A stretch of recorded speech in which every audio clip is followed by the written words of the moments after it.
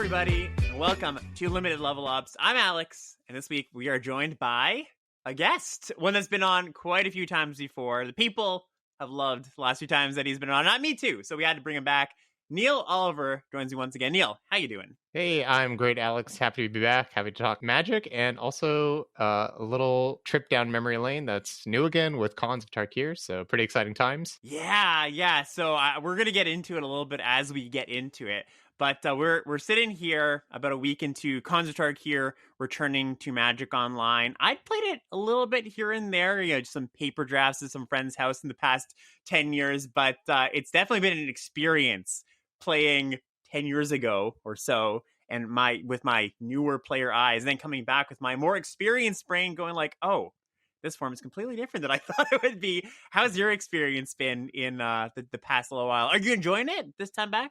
Yeah, I'm definitely enjoying it. It's just kind of a totally different look at Magic, right? I think there was also some like Circovitz threads, which basically were like, as different as you think this format is, it's even more different, comparing it to kind of like the formula that sets have had for the last maybe like 3 to 5 years. And it's definitely true. Like cards just look completely different. Like some cards are amazing, most of them are terrible, and it's just fun trying to figure out like, how am I supposed to navigate this? And like, can I put a 2/1 vanilla in my deck? Yeah. And sometimes the answer is yes, and that would never be correct in a modern Magic set. Yeah, they've really hit a nice stride with the way they design sets, and I'm sure it's easier on their end. They kind of have this like, well, you got to check the box of this kind of red common, this kind of red removal spell, the catch-all black removal spell. But in the process of streamlining things, I feel like the formats that we've had in the past 3-4 years, not all of them, of course, but a large handful of them kind of fall into like a samey-ish camp where, of course, the themes are different, but the way they play out, like just compare all of the sets in the past 3 years to compare to Cons, like feels pretty different. Just like gutturally, it feels different. Yeah, I think that's a pretty good way to put it. And I think part of the problem with the sameness structure is like when something doesn't hit, then it like the amount of sameness you can have that you can draft within that set like drastically diminishes. So what I like to look at is like if we look at March of the Machine, for example, I think that set actually was like super awesome and one of my favorites from recent times, but I think it's because pretty much the themes, like whatever they were pushing you towards, like you got to do. And even though everything was super high power level, all the different types of themes and different decks, and you could go like kind of crazy bananas whatever direction. But if I look at like Lost Caverns of Ixalan, for me at least, I've been playing it and recently just stopped because I've been playing only Cons of Tarkir again. But mostly in Ixalan, I feel like I just draft the same Jeskai deck over and over and over again. And when I get pushed off of it, I'm like, okay, I guess I can play like a Dinos deck or like sometimes like a Descend deck, but I don't think they're very good. And I don't know. So it just felt like the same thing over and over again. And so I think the formula can work, but sometimes they almost have to stick to the formula even more because if something's slightly off, then it can be kind of disastrous, I feel like. Yes, definitely. And especially when there's like, some, they don't usually fall into this, but I'm just thinking about Adventures in the Forgotten Realms, where the dungeoning stuff, that was sort of a miss, and that was a large portion of what that set was about. So when that misses, it's like it has ripples effects. And yeah, no, I definitely feel that too. And it's interesting with, I've been drafting a lot of just like black-white base decks in Khans of Tarkir, Mardu, Abzan, kind of like, the standard level 1 decks. But the thing is that my decks kind of look much different from each other than compared to like what a Jeskai deck would look like. Like two red-white decks in LCI, they're not going to be that much different compared to sometimes my black-white decks are a little more control-y. Sometimes they are splashing more heavily. So even when you have decks that's like, okay, well, here are the good decks, you want to draft these, there's just a bit more variation I found in Cons compared to something a little bit more recent. Yeah, and I think another way to put that is when you have to decide on like your last 5 cards, and it's an actual like you're having to like scrape together, and that can change the texture of your deck because you have to play certain things versus when you're just drafting your LCI deck, you're like, well, I'm gonna cut the 5 bad cards and then I'm gonna play the same 23 playables I played the last time. Yeah, exactly. And just kind of a call out to one of the previous times that you were on. One of my favorite guest episodes actually is we went deep on just the actual deck building portion of your drafting. There's kind of 3 parts: the draft, the deck build, and the gameplay. And you brought to the table some really good ideas about deck building. And I'll link that in the show notes. But basically, if you want to just to kind of recap it, spend some time as you're deck building, because sometimes those last 5 cards can, like you said, really change the texture of your deck. And in Con specifically, with the kind of dynamic you just outlined, where yeah, it's not always just cut the last 5 cards. You really want to spend even more time than I think you do sometimes. So yeah, definitely agree with all that. Cons have been great. For me, I'm excited to talk about cons with you. Just to lay out what we're going to talk about today, because it's been kind of a long intro. Not that that's a bad thing. I love talking about just your thoughts on the format that we're playing. But we are going to talk about cons. Neal's got some interesting things to bring to the table today, as he usually does. But one of the things that we were kind of sending some thoughts, some ideas back and forth over Twitter DMs, and Neal sent me this picture of this deck that I won't spoil just yet, but my response to it was, oh, this is great. I would never draft a deck like this. So I'm going to be very excited to hear your thoughts on it. We're going to be talking a little bit about just how to use 17 lands data, just big picture sort of. Just Neal has some thoughts that he wants to pepper in to what he's brought to the table today. Then we're going to apply some of those 17 lands thoughts and just some of the nitty gritty into how you want to approach Khans of Tarkir. Of course, we're going to talk about our experience here. I'm excited. I'm a little bit, it feels a little bit surreal to me in some ways, because one of the first, I think I mentioned this on a previous episode you were on, but I used to watch your content back in the day. For those who don't know, Neal has been for the past 10 years, off and on, producing a lot of Magic content. And I remember distinctly watching your top 8 draft. I think it was Ottawa, GP Ottawa. Is that correct? Is that Yeah, gotta go play some Khans of Tarkir in Canada, so yeah. that was pretty sweet. I lost to Seth Manfield in the finals. He just had a nice streamlined red-white deck that beat the pants off of me, but I was probably doing some other things than that. Well, if you're gonna lose to somebody, it's Seth Manfield's not a bad one to lose to. That's true, yeah. And right before we hop in, I want to shout out the Patreon, patreon.com/limited-level-up. So you can go there if you'd like to support the show. And usually I talk about all the cool benefits over there that if you choose to support the show, you get access to. But I actually want to call out the Limited Level Ups Discord this time around, because it is a free Discord that you can find just honestly searching Limited Level Ups on Discord. We're a community server, so you can find that. It's also probably pretty searchable just on Google. But if you want a direct link, I usually link it in the show notes and the YouTube notes. And the reason why I want to shout it out, besides the fact that I think I don't shout it out enough, is I just wanted to call out how many great conversations go on over there daily. There's a bunch of channels with a bunch of different topics, ranging from big picture Magic Limited ideas to just talking about the current format.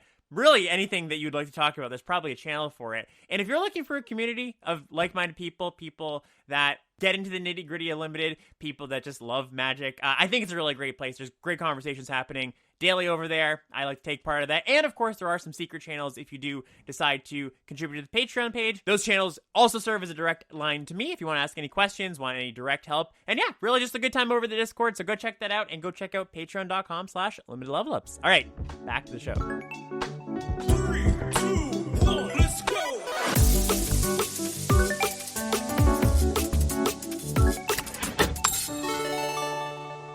Okay, so let's dive into things. Like I mentioned at the top of the show here, we've got our little itinerary here.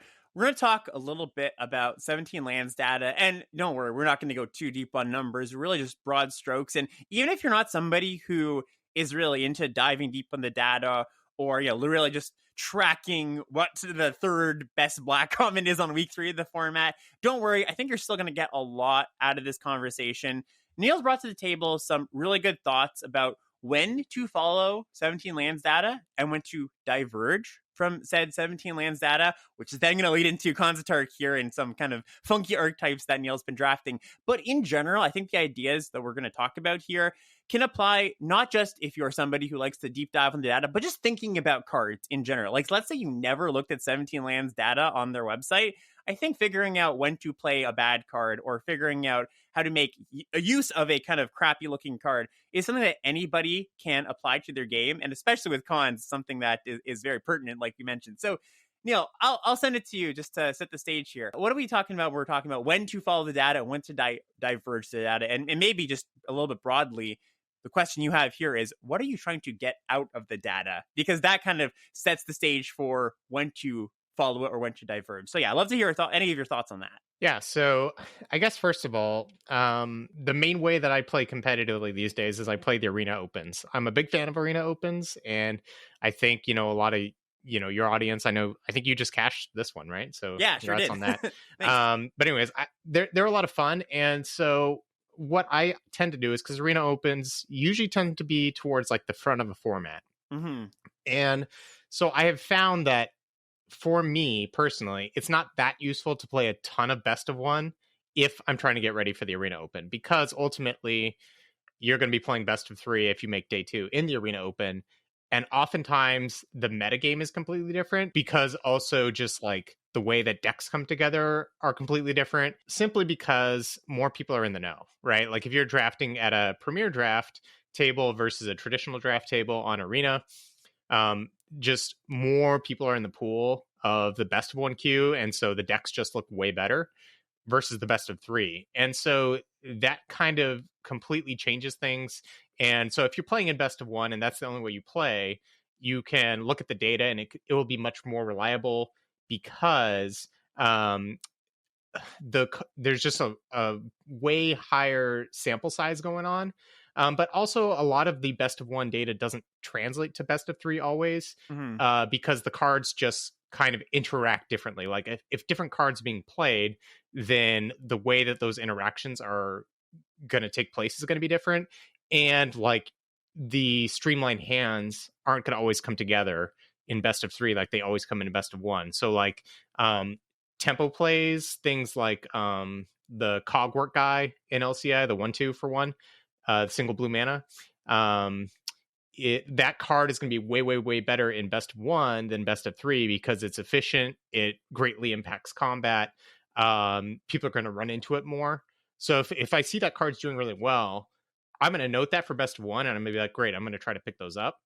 But it doesn't necessarily mean I'm just going to like take 4 of them and think my best of 3 deck is great. So things that I'm looking for much more in like best of 3 is, can a card work like in multiple stages of the game? Like strategically, is it pointed to what my deck's trying to do? Like maybe more broad, holistic speaking things, and just less of like, how good is this card in a game that just curves out perfectly every single time? Because ultimately that's what's being analyzed in a best of one game.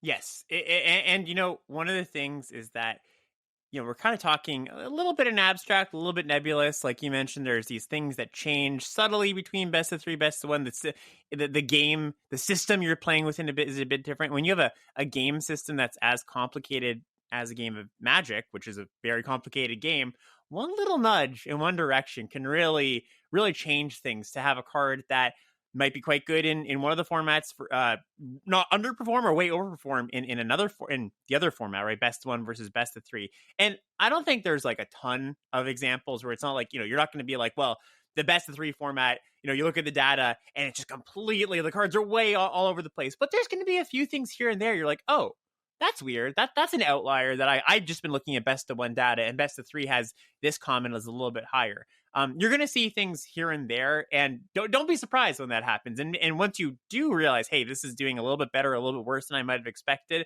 that could actually probably point you in a direction of what the format is like as a whole. Like you said, Neal, you're looking for like broad strokes representing what the format how it might be playing a little bit differently. So, for example, if Cogwork Wrestler is a card that is performing better in best of one than best of three, just like you said, it might be indicative that it's not as much about tight combat situations as it would be in best of one when you're playing LCI best of three. Yeah, that's a great point. And if an arena open is early on and you're wanting to play best of three to practice, you almost have to just use the best of one data to get a glimpse of like, what's this format about? And then kind of like stop looking at the data, because like I said, the sample sizes in best of three are often small enough where all the cards don't even have data. Like there's not enough to reliably report on it until later on. Mm-hmm. And so you kind of just have to think like, okay, I understand like what's good in general in this format, and then play some games and see what translates and kind of go from there, which is kind of cool because you just have to do a little bit more of your analysis, like essentially before 17 lands data. And then oftentimes what I do after the arena open is then I'll switch back over to best of one because you just get way more games in. But that's one way to do it. I mean, obviously you can play Magic however you want. Exactly. That's part of the beauty of it. Anybody can approach it from any way that they'd like. So when we're just talking about, evaluating a card, just, you hop on to 17 lands and say, hey, this card's doing this well, this card's doing that well, maybe not so well. What are you looking for when you're just like analyzing the numbers straight up? You have here in their notes here what the difference between good cards are the good cards and the bad cards. That's a little bit more nebulous. I've talked about this in the past too. When you're looking at 17 lands, you can kind of trust the data when like quote unquote trust it when you're looking at the top ranking cards because it's really hard to somehow a bad card makes it among the ranks of the top cards in the set. Usually you can just take that at face value. But when we're talking about bad cards, that gets a little bit more obscure. There's a little bit more room for critical analysis, for some experimentation. What say you about a quote unquote bad card? And what does a bad card mean to you? Like, what is a bad card to Neal? So a bad card, if we're just looking at stats, like a bad card is one that is markedly below whatever the average is for 17 lands data. And that changes set to set. If you look at like all users win rate, in general, it's going to be somewhere in the like 55% range or something like that, which means that 17 lands users overall win 55% of the time across all games.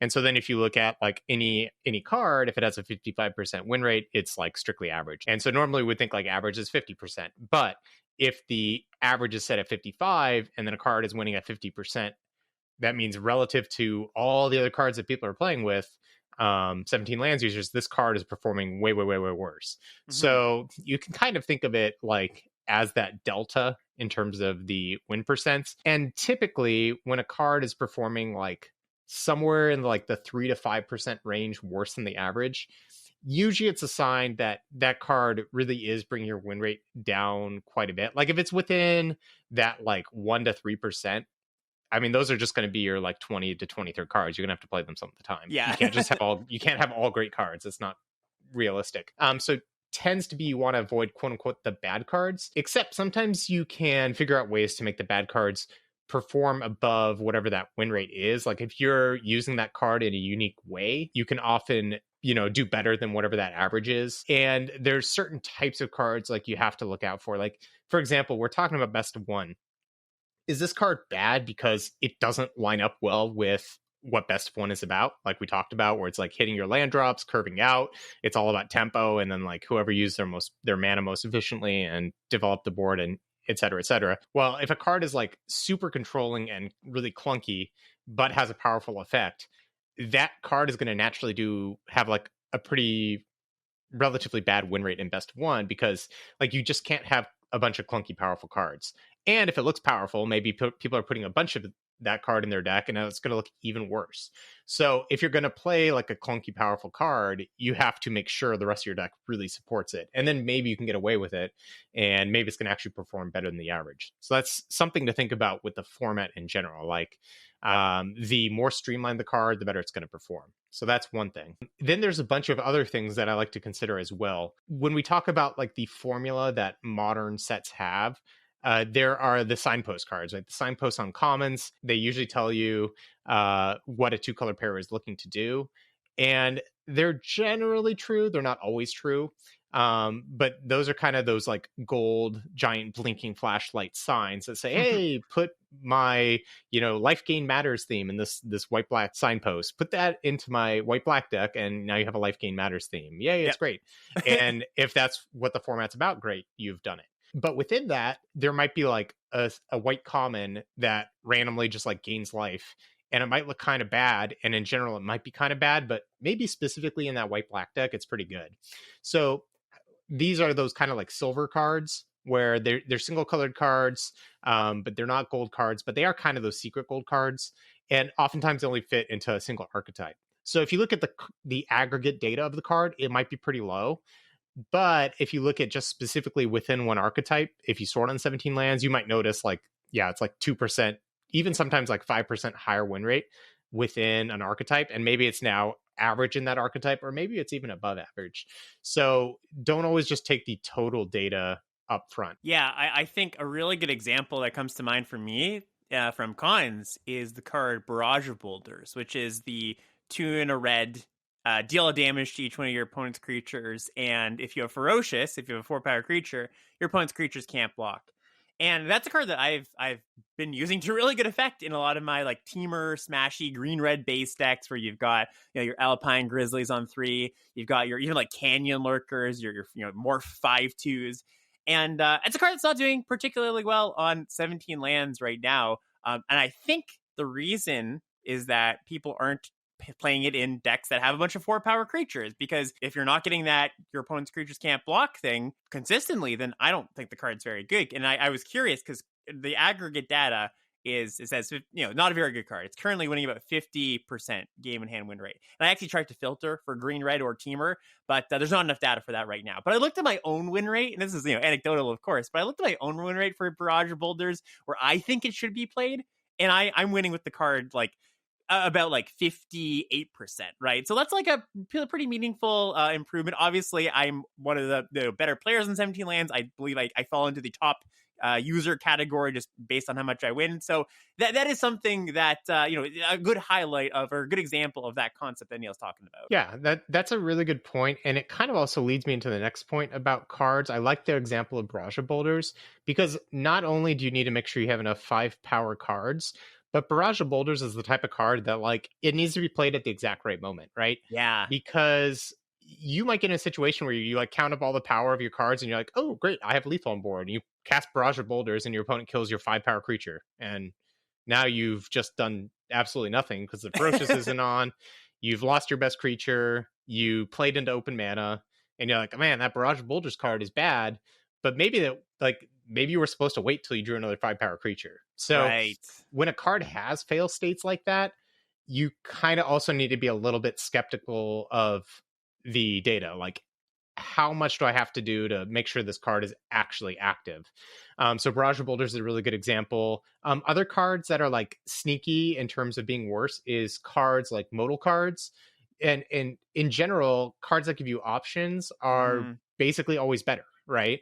Because if I have a card that has kicker, then I'm like, great, I can play my creature early, or I can use it for kicker later on. But even though that card is strictly better than if it didn't have options, sometimes the option makes it like so that you want to wait. And so, like, an example, let's say you had like a 2-mana card. It's a 2/2, but you can play it later as like a 5/5. Well, oftentimes you just need to play that as a 2/2 for 2, because, like, again, the games are about curving out. You want to get on board. But because that card, like, in your mind, you're like, oh, this card is a 5/5. So you don't play it as a 2/2 because you want to get value later on. And suddenly, if everyone does that and it's not correct to wait all the time to make it a 5/5, that card's actually going to perform worse than if it like just didn't have that mode. If it was just a 2/2 for 2, right? And so you got to be a little bit wary about those types of cards. And so, like, you got to use your own intuition in games. And maybe the card is just bad. Like, maybe both modes of the card aren't good. And so maybe that's the reason why the card is bad. But you have to make that decision, basically, when looking at the data. Other types of cards, like counter spells, are historically have pretty poor win rates. And the tricky thing about counter spells is when to cast them early on versus when to hold them. And then even when to hold them, like, is it the type of format where you just want to counter anything that's expensive in the late game?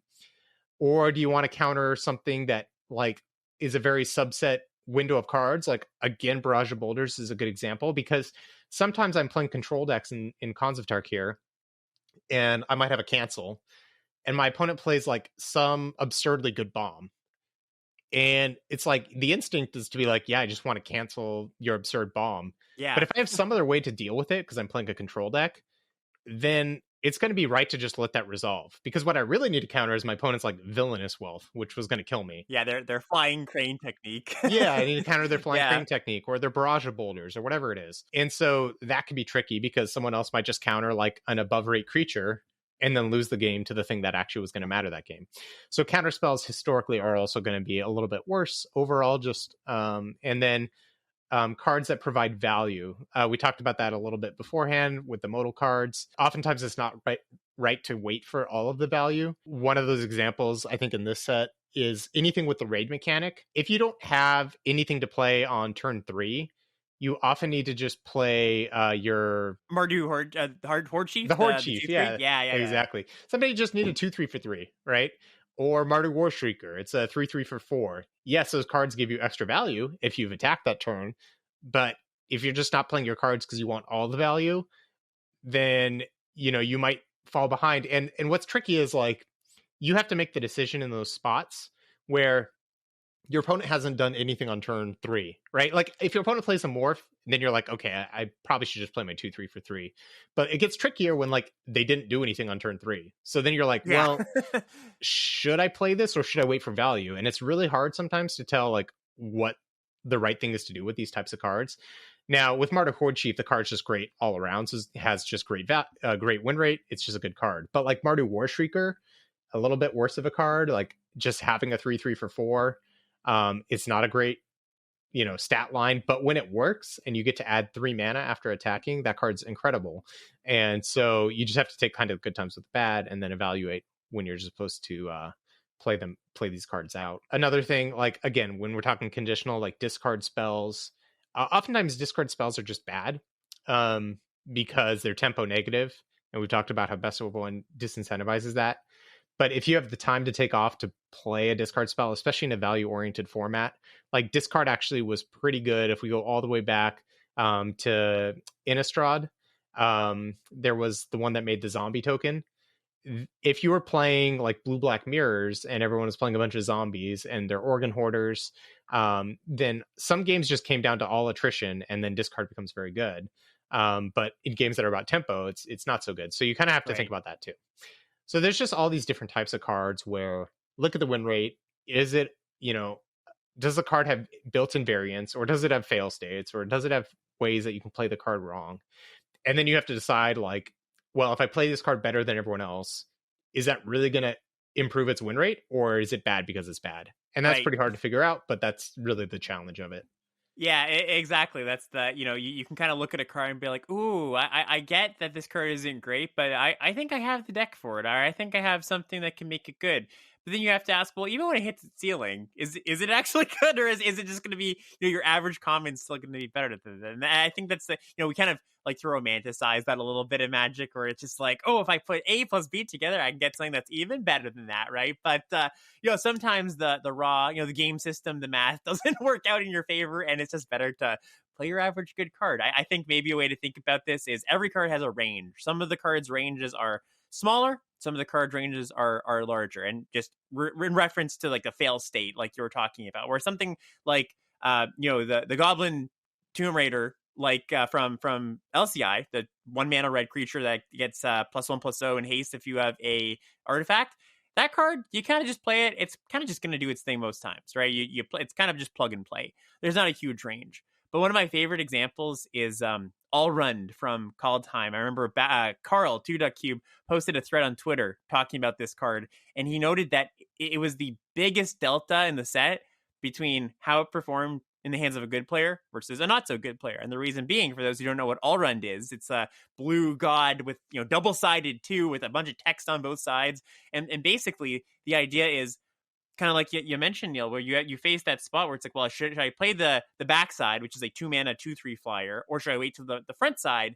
And that one's a little bit trickier because you can pick it up, and you can do a lot of things where you could play it early and pick it up later. Basically, just a lot of different things that you could do with the card, and you as the user are the one that has to make the best decision. And for people that aren't as experienced, aren't as good as Magic, sometimes they're going to make the wrong decision and it's going to be worse for them. So I would just say, and this is a little bit of an overgeneralization, but if you're newer, if you are somebody who's not that confident in your decision-making skills in game, you probably want to lean towards the more plug-and-play cards. And I would actually say, and I don't want to overgeneralize here, but I think aggro tends to be a little bit overrepresented in the data because aggro cards are a little bit plug and play. You just play it, you attack, you do your thing.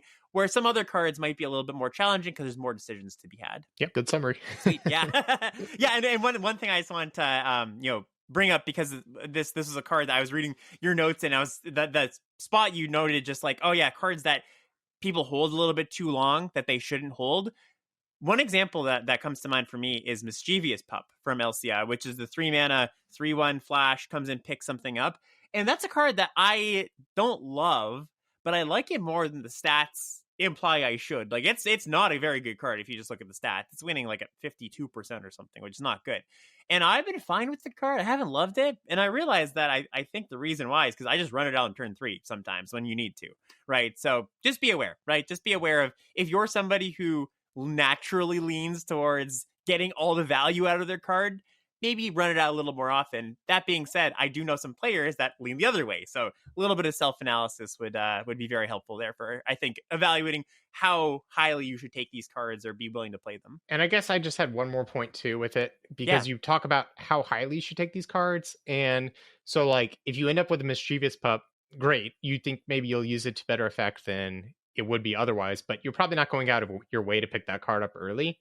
Yeah. And so I think it's also important to take the ALSA of a card into account when you're looking at 17 land data. So ALSA is like the average when the card is last seen when it's taken. So when it's taken on average. And so cards that have really high ALSAs mean that the community at large just doesn't value the card very much. And so one cool thing about cards with really high ALSAs is if you find out that you can make a card work with a high ALSA, more than its win rate is showing, that's actually really, really fantastic, because you can expect those cards to wheel frequently, and you can actually put together some underrepresented, underdrafted strategies on a frequent basis, which is really, really good. But also, you have to take into account that if a card has a late ALSA, its win rate is also inflated in the sense that you get that card for basically for free, right? Mm-hmm. If you start to win with these cards that have like higher ALSAs, even if it's something like 4 or 5, if you start to win with that card over and over and over and over again, you're going to realize you're going to think this card is like Ancestral Recall. You're like, Yeah, this exactly. is the best card ever, right? And so then you're going to open a pack and you're going to see that card and you're going to get excited about it, and you might want to take it. But you also have to remember that the reason that the card was performing well for you was that originally you were taking it around the range when you were seeing it, and you started to have positive successes with the card. And it's great that you're doing better with it, but it can be easy to kind of overcompensate in that direction. And so a good example of this is like in some formats, certain colors are just way, way, way better than other colors, and certain colors are way, way, way worse than other colors. Probably a good example was we had Lord of the Rings over the summer, and like black and red cards, specifically black, was just like by far the best color. Yeah. So it had really, really good win rates. So what that meant was any black card in the format was going to have a higher win rate, compare like relatively, just because it was in a deck with other good cards. Yeah. And so if you saw a black card in that format that had an overall average win rate, it actually would have it might mean that card's actually not very good because it's being inflated by all the other cards. And so you almost had to like discount that a little bit. Alternatively, blue was by far the worst color in that, or sorry, not blue. Green was by far the worst color in that format. And so if you saw a green card that had kind of an average win rate, that might actually mean it was like the best green card. Yeah, exactly. Maybe it would be worth picking because, it actually might pull you into that direction. Because if you got enough of those, like that specific card, well, it was losing because it was a green card, not necessarily because the card was bad. And so that's something to think about in formats as well, is like ALSAs, and then also, how strong a color are. Those are going to affect win rates overall too. All right, well, let's apply all that stuff that we just talked about a little bit to talking about cons, and specifically Sultai in cons. Last week, if you were not here, I talked about all of the archetypes and cons, kind of the main 5 clans, what they were doing, and what makes them successful. And I ended on Sultai, not talking too much about it, because I felt like it's the deck that I think is just, bluntly the worst. It is the least winning one if you look on 17 lands. I haven't had a ton of experience with it, but Neal's got some experience with it, and Neal's had some winning experience with it. So what's going on with Sultai and cons? So you're right. If you could be given any deck in Cons of Tarkir, most of the time you probably take some variation of like a white-black splash deck. So like Mardu or Abzan, something like that, like the straightforward decks. Like if you get the best version of it, it's probably going to be the best deck. But sitting down at a draft table, people know this, right? So it's sometimes contested, and you're not always going to get a streamlined 2-color deck or even 2-color splash or 3-color deck. And so sometimes you're relegated to taking other types of cards.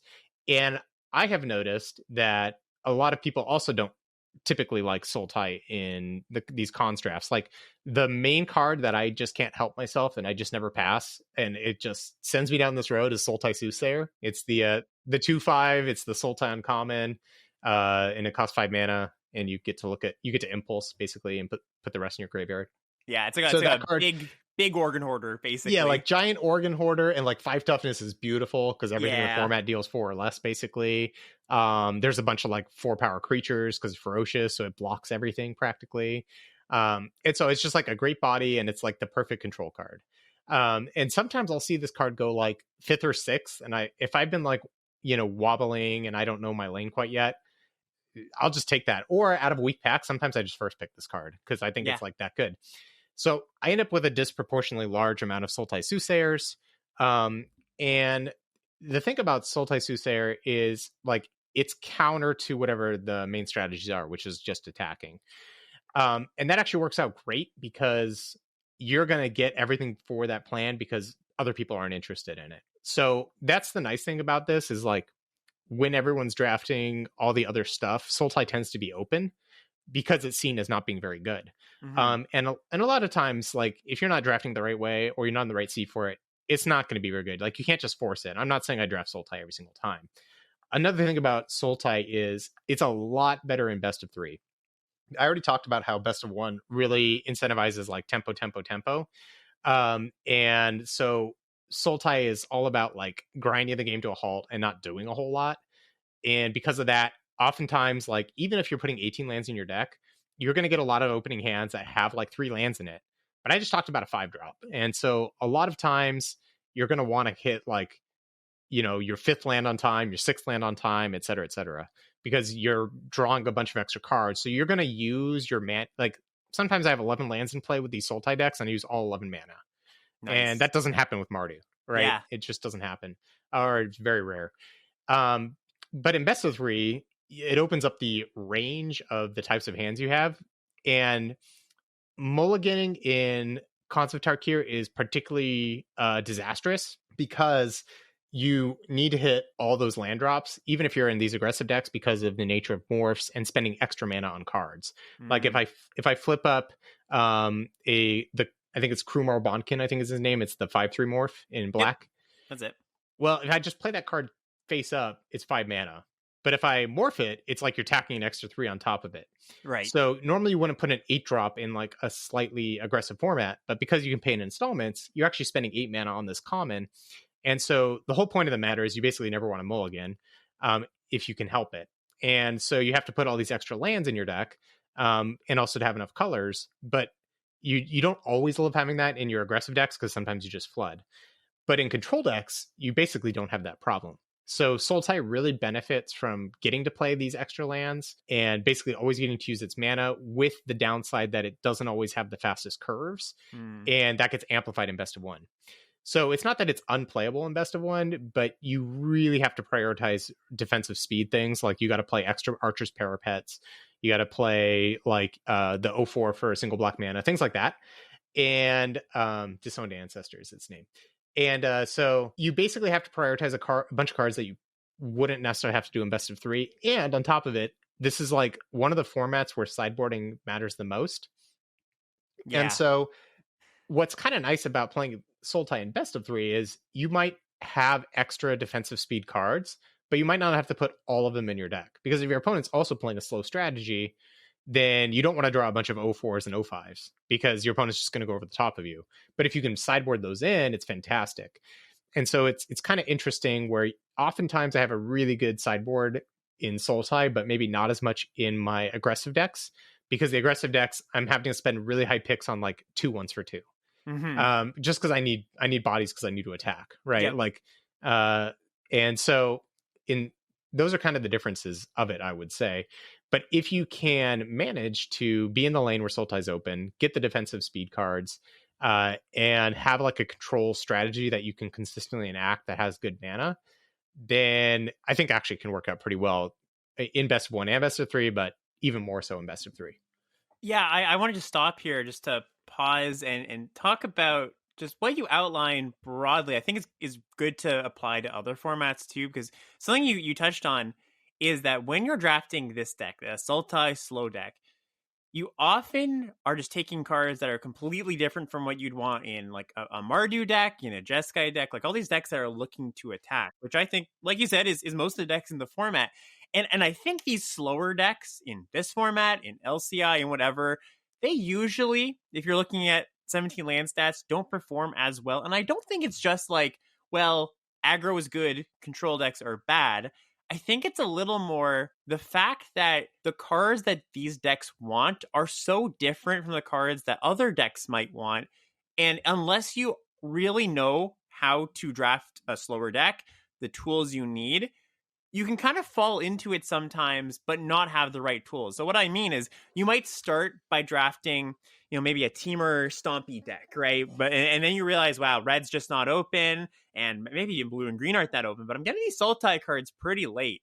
Well, if you started your draft kind of smashy red-green, and then you're pivoting, or let's just say blue-green, because that makes a little more sense for pivoting, and then you pivot to Sultai, well, a lot of the cards you picked up early for the smashy smash deck aren't going to be what the Sultai deck wants. So you have to be aware that if you're going to move into a slower deck, you might need to throw out the window some of the cards you picked up early because they just don't really work. And you kind of need the mind shift change as you make that pivot. It's not just a pivot to here are the better cards, which is what you're chasing after when you're pivoting, but it's okay, now I have to change my strategy.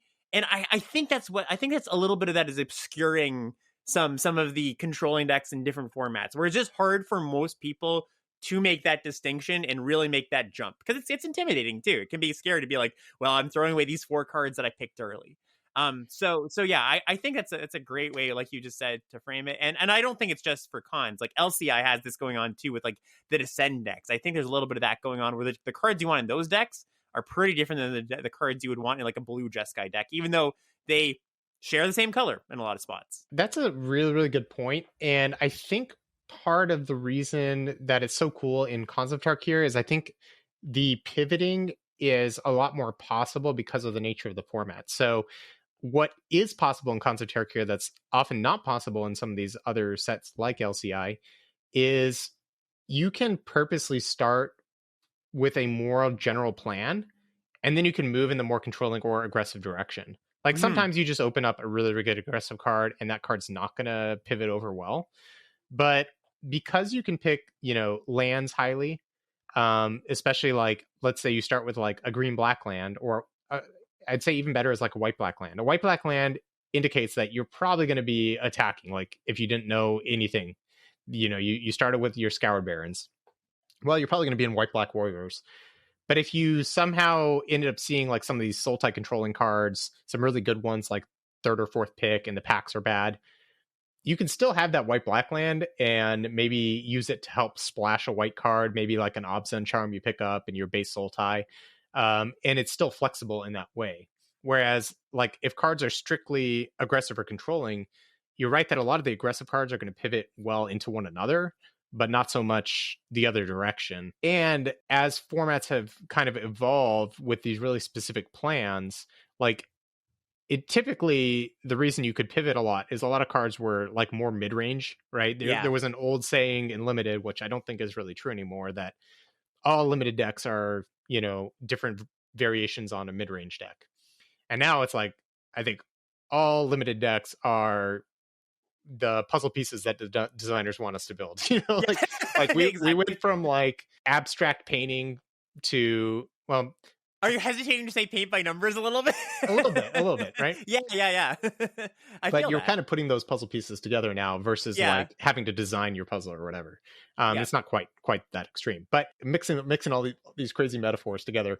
But it just getting back on track here a little bit is try when you're starting the draft, if you're comfortable with different types of strategies, if cards are close in power level, sometimes it's worth taking a slight dip in power level to pick the more flexible card, because it's going to allow you to pivot to a wider range of strategies. And so like another good one is Debilitating Injury. That card is a little bit better in a controlling deck because, giving -2/-2, killing your opponent's morph is really, really nice. You can be defensive, but like it lets you set up for the late game. But if you're attacking, your opponents play a lot of morphs, you just kill their morph and attack. That's fine too. It's just not quite as good. So that card helps pivot really, really nicely.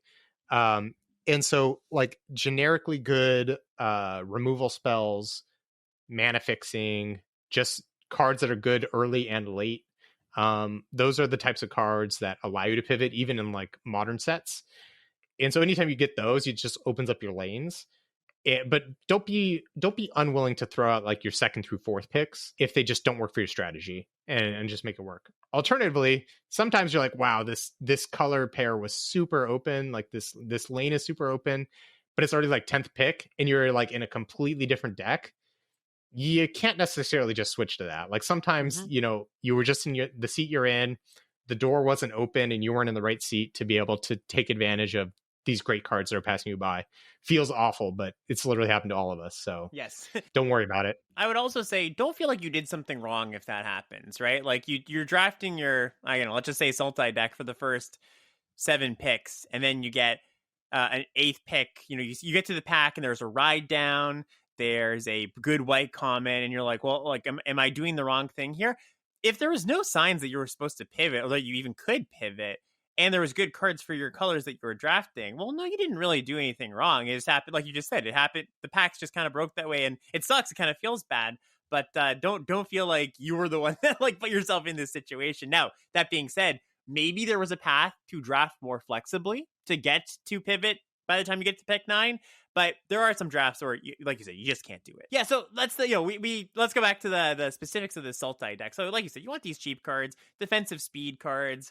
But past that, what are you looking for? Like, how many? When you say Sultai, do you feel like you're dipping into a 4th, 5th color often? Are you more just like looking for those black, green, and blue cards? What's your feeling on that? I generally, my most commonly played of these like control decks tends to be like 4 colors and not playing red specifically, because you get all the advantages of like the powerful Obzon cards, but there's a lot of them with like these slower Sultai cards, and it all just works together. If cards were more powerful overall, like especially at the common level in this format, you might be able to just be base Sultai frequently.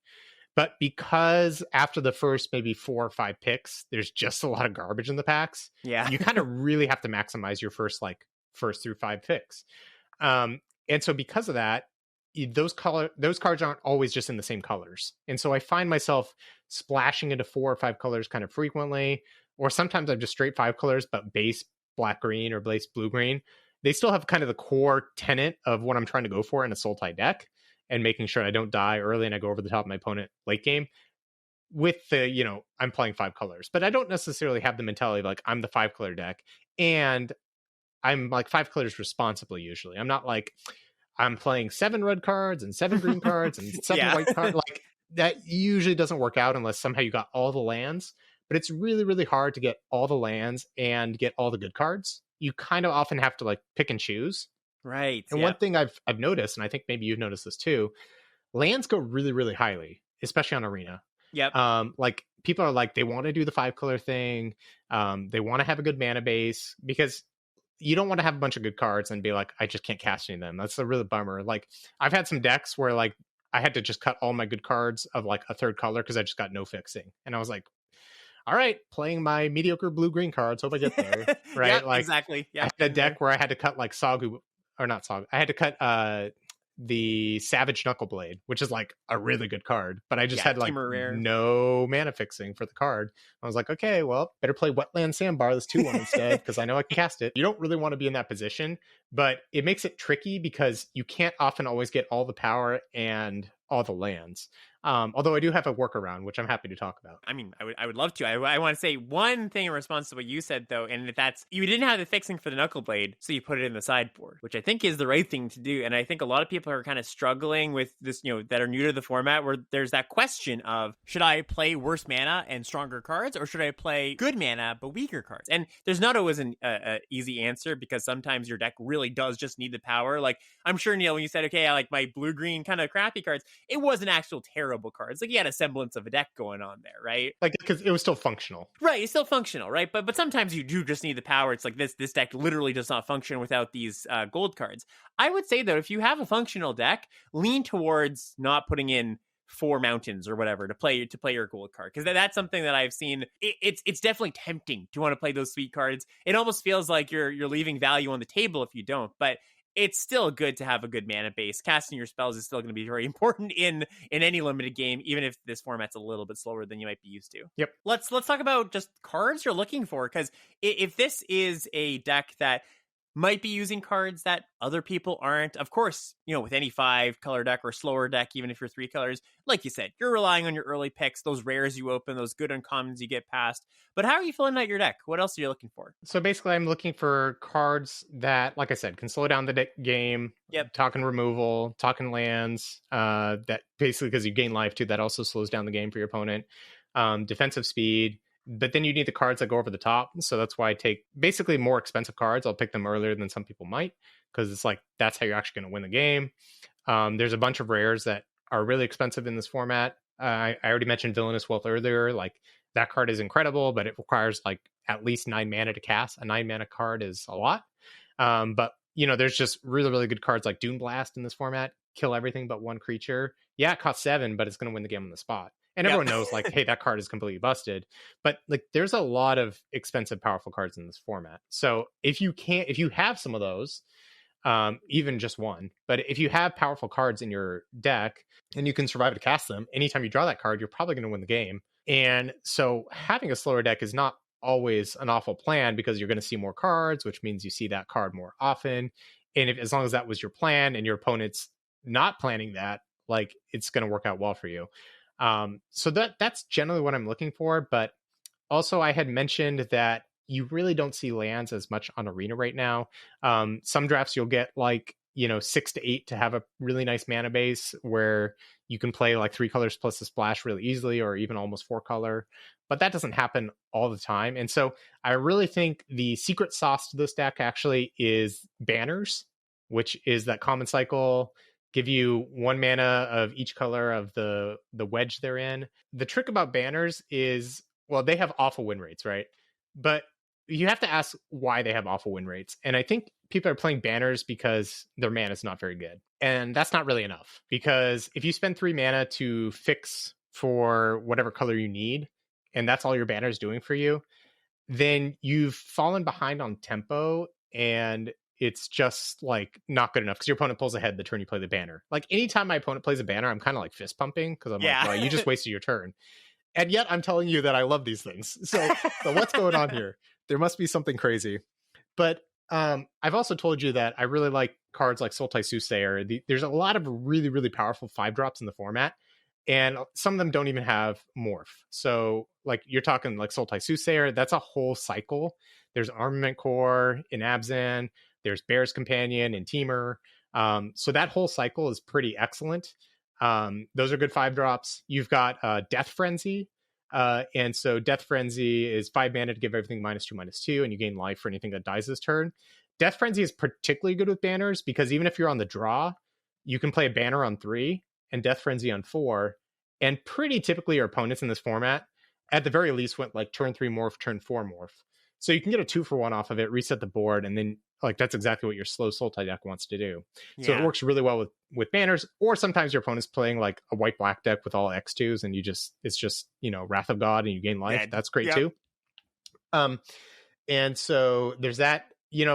I'm not ashamed to admit putting Rotting Mastodon in a deck. It's a 5 mana 2/8. But hey, those are good stats for stopping your opponent. So that's a card I'll sometimes play. There's also a cycle of tricolor rares, which are really, really good. That cost 5 mana. One of my favorites is Avalanche Tusker. It's the 6/4 rare that when it attacks, you can force your opponent to block something, or force your opponent to block it with a creature. And so if you play it on turn 4 off a banner, sometimes your opponent's just not set up for it yet, and they just go into the abyss pretty much instantly, and it's really hard for them to get out of it. So ramping with your banner, specifically to having 5-drops, is really important. So before I even put any banners in my deck, I need like minimum 3 of these types of cards, like some combination of 3 of these. If you get more of them, that's even better. And then on top of that, there's a lot of good 6-drops, and sometimes the most common way to get 6-drops in your deck to go after your 5-drop is the common morph cycle. So we're talking about like Abzan Guide, we're talking the Abomination of Gadul, these types of cards. Well, they all cost 6 mana, but if we think about the turn you play a banner, you're basically down 3 mana, because you did 3 mana to do nothing, right? But if you play a 5-drop after it on the next turn, you've gotten back a mana. So you're now only down 2 mana on your banner, and you've accelerated. If you then play a 6-drop morph, then it sounds like you've netted another mana, but it's actually even better than that, because if you played your 6-drop morph as a 3-drop and you unmorph them for 5 mana, they actually cost you 8 mana over the course of the game. So if you are able to just play it face up, you've actually netted an additional 2 mana versus the installment plan that you were thinking to do. Yeah. And so if you think about that, like, you're tempo neutral after you go 5-6 off of a banner. And the acceleration means like you've got these really powerful things in play before your opponent sometimes. And so that's kind of the plan. On top of that, I talked about how lands are really hard to come by, but banners are basically free. If you're having to spend high picks or any picks before the wheel on a banner, it's not worth, like, you don't go for it. Because they're not good cards. Like, I've talked about all the different things you need to make them good. But if people are picking them just randomly because they think they're good, they need mana or something, then, like, I don't want to fight people for my banners.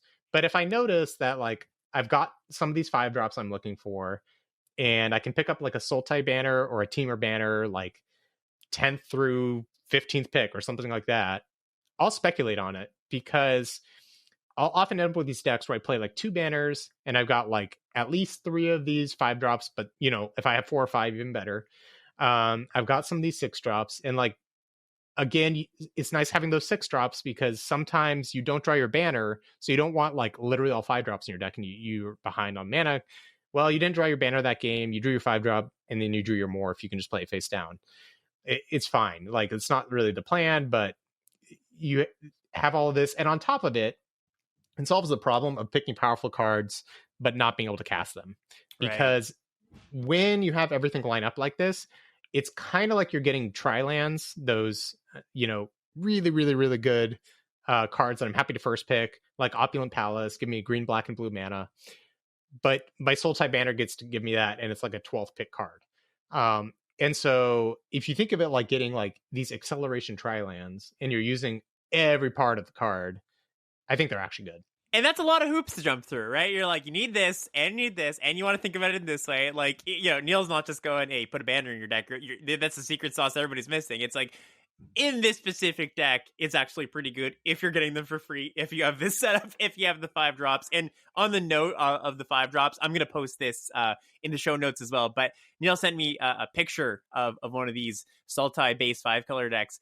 And the curve is really funny to look at, because it's like the exact opposite of a curve you might imagine, where it starts a lot of stuff down low and, like, it progressively drops off. It's like a backward staircase, where you've got some cheap stuff, you're blocking early, but you are really leaning into the idea of, hey, if I'm a slower deck, if I'm the deck that is trying to be like, hey, I'm the one that's going to win the late game, I have the more powerful cards, you should lean into this in a little bit. Like, of course, you can't go all expensive cards, but one of the things that I learned in the past few years, I feel, of drafting control decks, is actually leaning a little bit towards what looks to be greedy. And what I mean by that is, I found I was making this mistake where my control decks, what I thought were control decks, or advantage in the late game, if you want to put it that way, they had too many cheap cards. Like, I was in the mindset where it's like, you got to make sure you're blocking, you got to make sure you're not dying, and that's true. But that you got to balance that with the fact that you also have to make sure you're drawing good cards in the late game.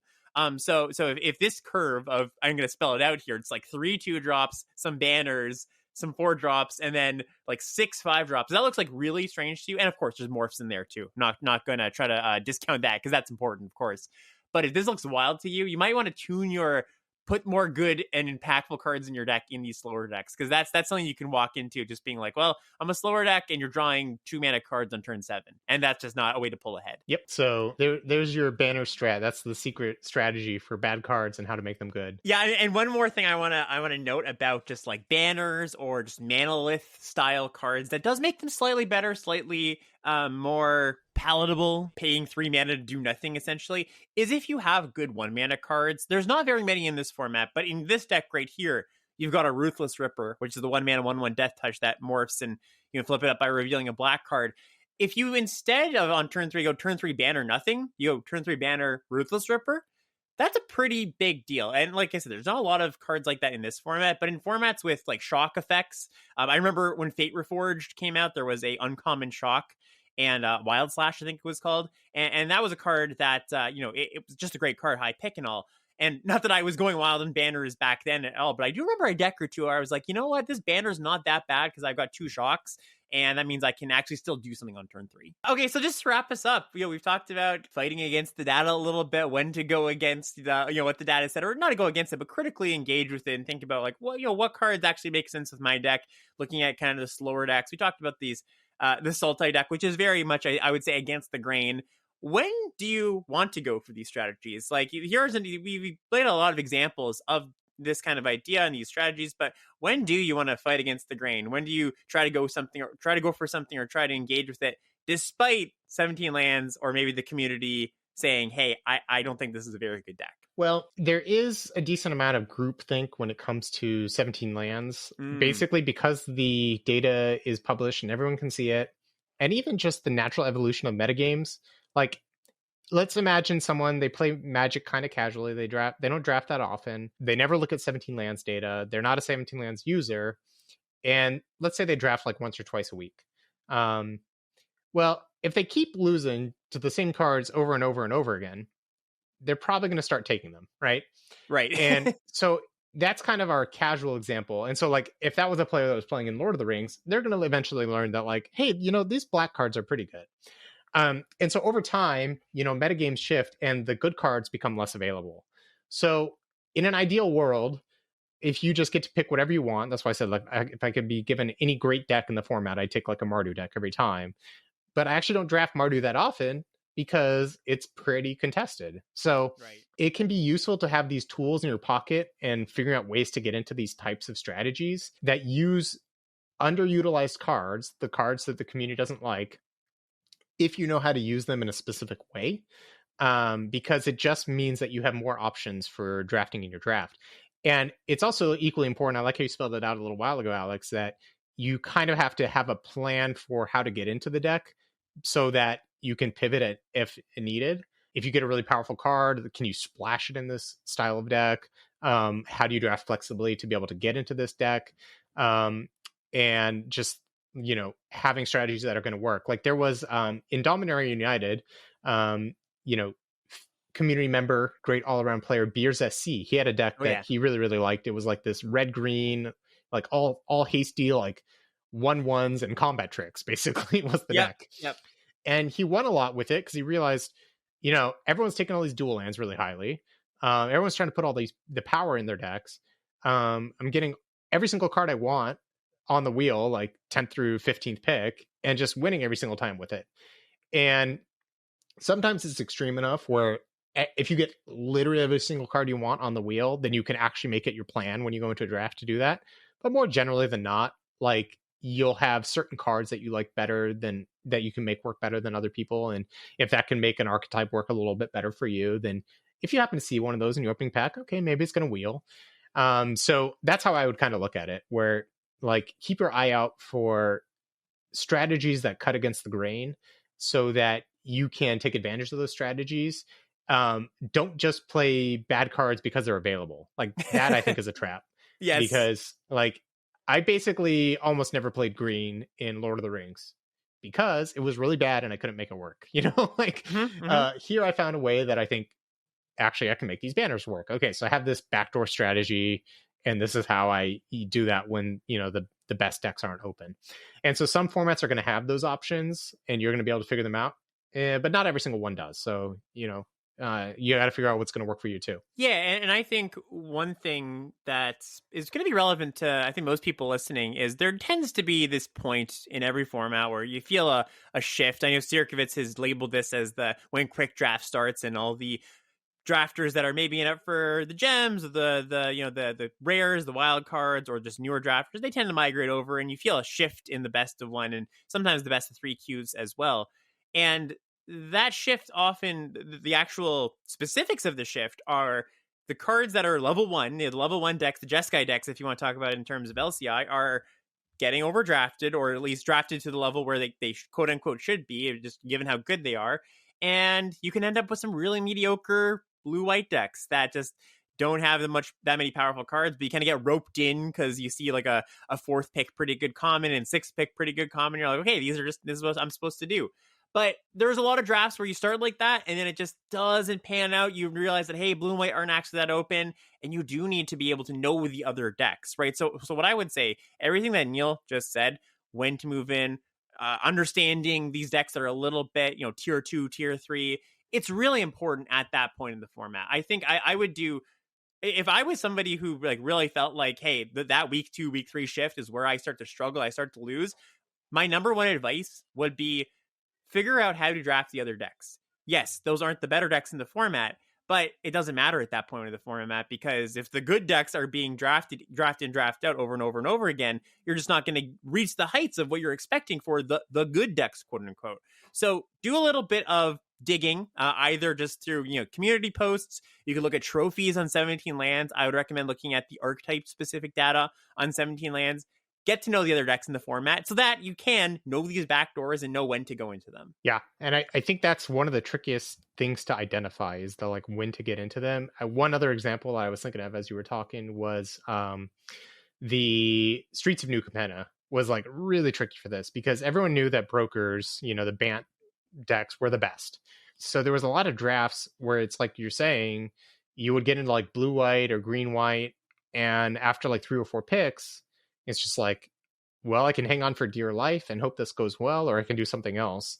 Yep. And knowing like the exact moment to shift or when to hang in there is pretty tricky, because one of the worst things I think you can do is you're like, well, everyone is drafting the best deck, so I'm not going to. And so you go in with this plan of like drafting these alternative strategies, because what happens sometimes there is if you know that like blue white is the best deck and you actively choose not to take a good blue or white card like in your pick one pack one because you know it won't be open, well, sometimes people next to you don't open up good blue and white cards, and then you end up seeing like really great ones like 4th or 5th pick or something because everyone else was picking good red and black cards, and so I think it can be, you can kind of level yourself. So my general strategy when metagames kind of shape like this is like knowing the back doors and being willing to quickly move off it, because it feels pretty bad to like quote unquote waste your first 2 to 3 picks. But those times where you're actually supposed to be in the best lane, you want to leave that as an option for you. So what that does is it averages out the power level of your decks. You're going to have less high highs because you're not going to capture the times where like you just went in for the alternate strategy right away. You're going to have less low lows as well, because you're always going to be able to like pivot to the open lane. And that's good, because what that means is you're basically going to end up with these decks that are like 7 and 8s out of 10s most of the time, as long as you're drafting well. And maybe you'll have a few fewer like 9s and 10s, but really ultimately like the gameplay is what's usually going to matter when everyone's playing with a bunch of 7s and 8s. And you're going to avoid the train wrecks. You're not going to have the 2s and 3s very often. So that's what I would say is like, yeah, know what the best strategies are. If you happen to open up good cards in those strategies, still take the card. But then just kind of like figure out, am I still seeing those cards, or like being willing to give them up? Or even better, we talked about those pivot type cards. Can you pick a card that goes well in the best strategy, but still somehow use it in an alternate strategy? That's, the best of both worlds too. Yeah, absolutely. And you one last thought I have about this is you really, I think it's good to point out how tricky making this decision is when you're supposed to pivot, when you're in a lane that just isn't going to be conducive to how you started your draft. I can't give you a pick number where it's like, well, if I pick 7, this, you're not seeing the cards, you should pivot, because, maybe you're not seeing any cards of any color, or maybe the draft just went a little bit funky. But what I would say is kind of just like a guiding tip is around picks 4, 5, 6, 7, 8. It's not like a binary. If this is true, do this. If this is not true, do this.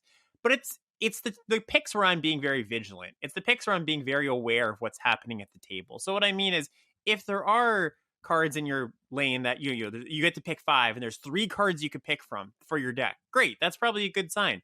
But if you get to pick 5 and there's 1 or 0, that could be a fluke. But then you get to pick 6 and it's like, well, there's still 1 or 0 cards here. That's when you try to look for alternative lanes. And it's not like you should jump ship right away, but I think it's really, there's a big difference, I guess I would say, between thinking about it, thinking about potentially pivoting, looking for those options, looking for those backdoor decks, and just not thinking about it and just taking your card and be like, oh, there's a card here I could take. I think it's not going to be like I said, it's not a binary yes or no. But if you start thinking about, are my colors open? Is my lane open? Is my draft open? Is my deck open? Around those picks, 4, 5, 6, 7, I think you're gonna end up in more drafts where you just find yourself in a good place by the end. All right, let's wrap it up from there. Neal, any last words? We talked a lot, so yeah, I don't know. You're not obligated to say any last words, but if you do have last words to give our listeners, have at it. And if not, it was great to have you on. Oh, I think you summed it up nicely. Great, awesome. Yeah, I don't need to make you talk anymore because you've provided a ton for us, and very, very thankful for this.